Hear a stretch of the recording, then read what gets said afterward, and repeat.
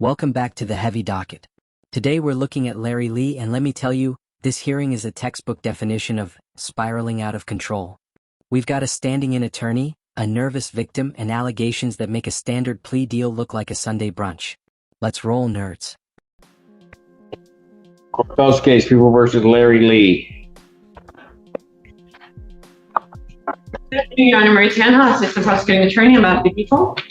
And Mary Rubio, on behalf of Mr. Lee, I am standing in for the attorney of record, David Burgess, with Mr. Lee's consent, to my knowledge. Is that correct, sir? That is okay for me to stand in for you right now? Yes. Okay, could you please state your name? Thoroughly.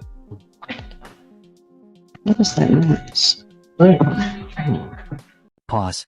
Did you hear that? When a victim tells a judge, "I don't feel safe," in open court, the legal temperature hits boiling point. Legal insight. Judges take courtroom security and victim intimidation extremely seriously.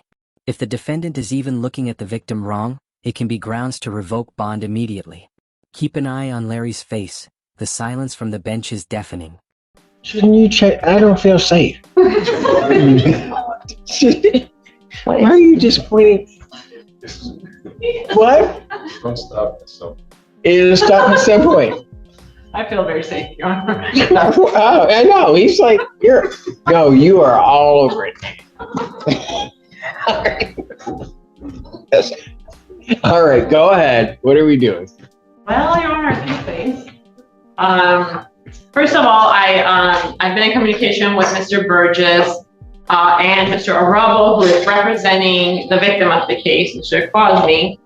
Apparently, Mr. Lee called Mr. Arabo. Hold up. Is Larry Lee trying to run a barter system for justice? The prosecution is alleging he offered a quid pro quo. "I won't testify against you if you don't testify against me." Fact check. In the law, we call that witness tampering, and it's a felony that can land you in prison way longer than the original charge. You can't just trade silence like Pokemon cards.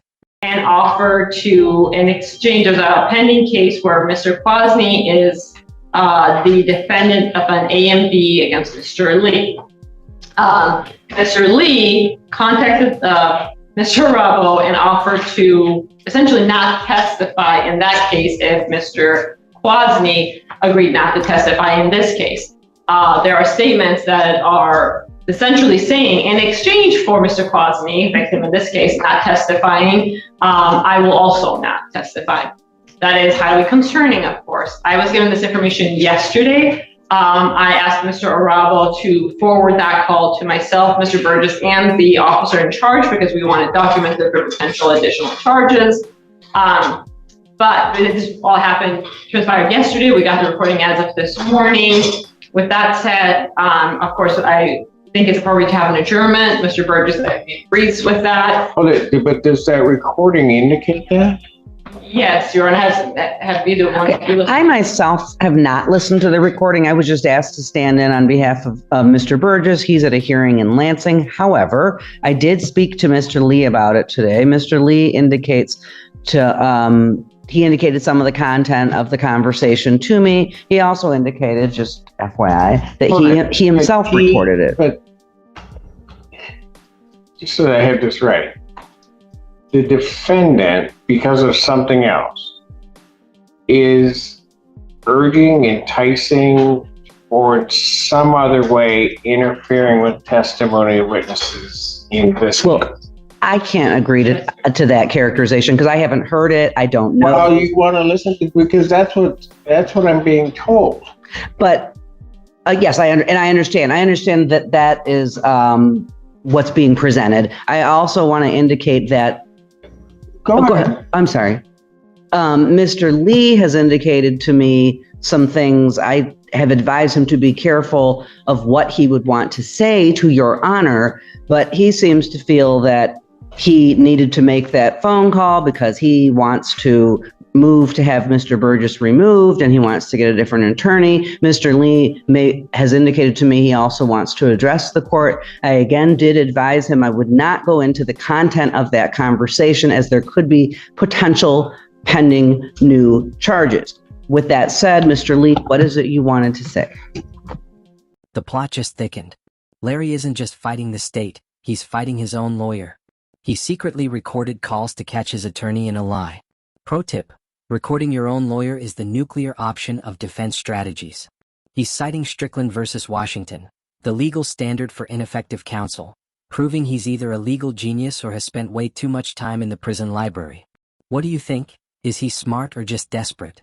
Judge, I indicated to, what's her name? Ms. Rubio. To Ms. Rubio that for a little bit over a month, I contacted my attorney, Mr. Burgess, and I instructed him to contact the lawyers from both sides, the prosecution and the other side that represented Mr. Kwasny, and I instructed him to offer a plea or to negotiate some sort of settlement, and he indicated that he would do that. He indicated that he had done that.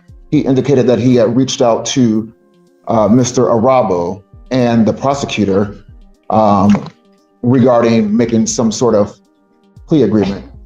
Him and I discussed what that could be. And so now, fast forward, yesterday, I contacted Mr. Burgess and I said, hey, have you reached out or have you heard anything from Mr. Arabo and the prosecutor? He said, and he indicated that he had not heard anything and that he had reached out to both attorneys multiple times. I knew that to be a lie. I suspected that to be a lie. And I knew that if I were to have him or to ask you to have him removed or substituted, that I would have to prove under Strickland versus Washington that he... I don't know. Are you a lawyer? I was... Mr. Lee, no. To my knowledge, no. So I knew that I had to prove that he was ineffective. I knew that I had to prove that our breakdown was egregious. So I recorded the call myself.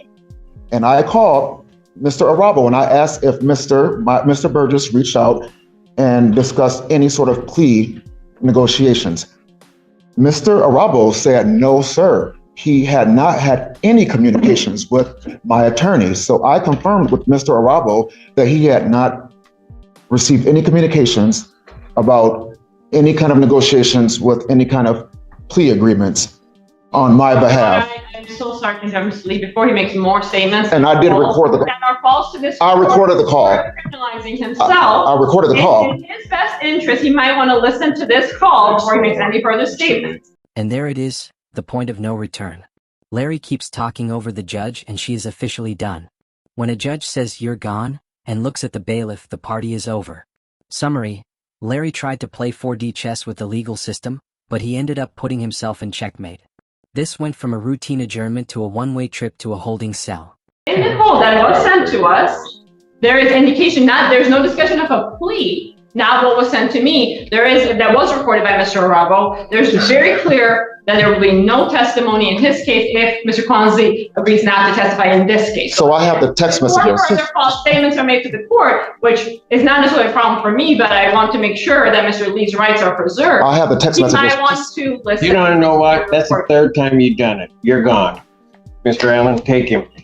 You better get Mr. Burgess down here because I want to hear those calls because if he's interfered with it, that's going to be a whole other issue. I will try to reach him, but I know he is in Lansing, so I'm not certain. Well, even if he appears right, has Mr. Burgess heard the calls?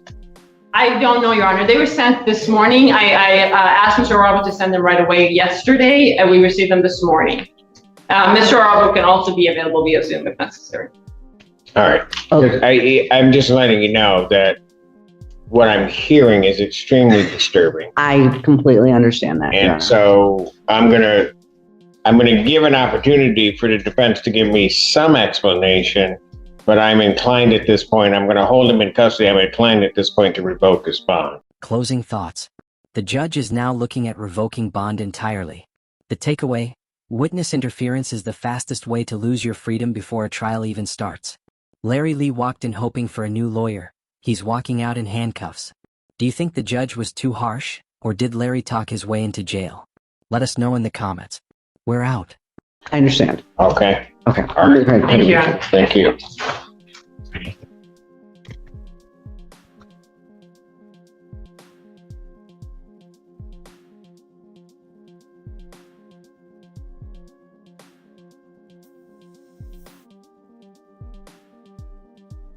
Court does call the case, People versus Brandon Carter.